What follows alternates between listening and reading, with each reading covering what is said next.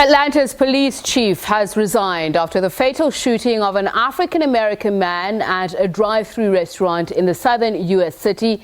27-year-old Rayshard Brooks was shot dead by a police officer when he allegedly tried to run away. Demonstrators later set fire to the restaurant.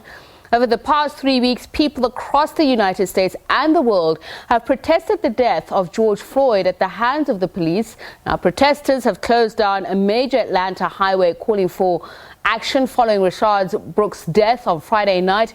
He'd been asleep in his car at a fast food restaurant when police approached him and asked him to breathalyze him. He fled, allegedly with the police taser, which he appeared to point at officers pursuing him. He's then shot by one of the officers. Most, including the Atlanta mayor, are in agreement that the incident was not a justified use of deadly force. Furious protesters set fire to the restaurant.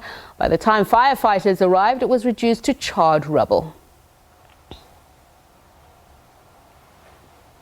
In Japan, thousands turned out at a rally to protest against racial discrimination, holding BLM placards. Participants marched through central Tokyo. Protesters said racism was also an issue in Japan and that minority races like Korean and Chinese nationals were often attacked in hate speech.